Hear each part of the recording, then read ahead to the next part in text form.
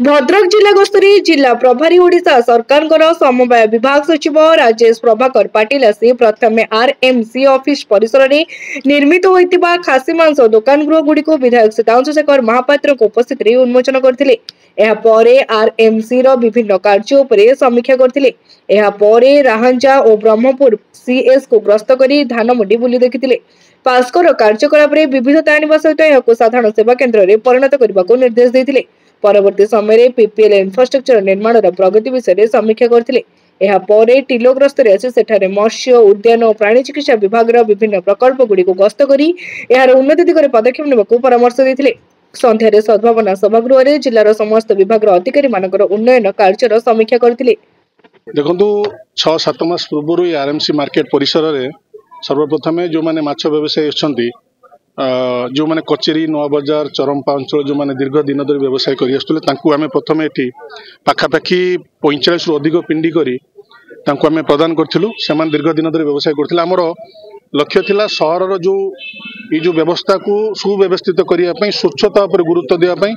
आप जानते भद्रक विभिन्न समुदायर लोक बसवास करते जपरी गुजराती मारवाड़ी कहार भाव को कष्ट है भाई कौन कम न हो एवं स्कूल पिला माने प्रतिदिन रास्ता कड़ दे जाउछन्ति तांको ऊपर कौन नकारात्मक प्रभाव न पड़ू से आम प्रचेषा करूँ। व्यवसायी मैंने आम सहयोग कर आज किसी माछ व्यवसायी अभियोग थिला किसी माछ व्यवसायी बर्तमान पर्यंत पुराना स्थान में बिकुंट। मु कलेक्टर को एसपी को निर्देश देती जो मैंने एपरी कार्य कर दृढ़ कार्यानुष्ठान आगामी दिन नि कारण जो निष्पत्ति हो सारी गोटे जगार आपंकर माछ हो मटन हो चिकेन हो गोटे जगार व्यवसाय हम अन्य माने कौन जगार खोली केवे भी सेठी व्यवसाय करने अनुमति दिज्व ना। या परे चिकेन षाठी दुकान निर्माणाधीन अच्छी या मसे 1.5 मास भितर चिकेन को ये स्थान को आणबू। आ जो मटन आज उद्घाटन है 20टी आज दुकान प्रथम पर्यायर आज दुकानी मान अलटमेंट करा जाए ना या अलटमेंट करा चयन सरी जापर आउ 20टी दुकान मटन पुणी निर्माण होगापी कार्य चालू अच्छी। ये व्यवस्था निश्चिंत टिके कष्ट दब जंत्रणा दब किंतु ग्राहक माने ग्राहक मान पाखे ऑप्शन से माने रेट सठिक पाइबे के अधिका रेट नहीं पारे ना कारण जो पाखर सब व्यवसायी करेंगे निश्चिंत प्रतियोगितामूलक व्यवसाय तेणु मु भावुची सुलभ मूल्य ग्राहक मैंने पाइबे।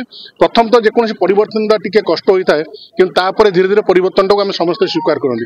मु आशा करी आपण माध्यम जो मैंने व्यवसाय करुँचे व्यवसायी से समस्ते आरएमसी परिसर को आसतु एवं सुविधार सहजरे ये व्यवसाय करूँ कि अन्य स्थान में न करूँ जहाद्वारा स्वच्छता उपर प्रश्नवाची सृष्टि होची।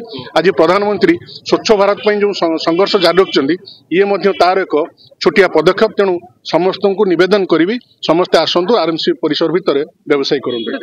ब्यूरो रिपोर्ट तीर्थक्षेत्र लाइव।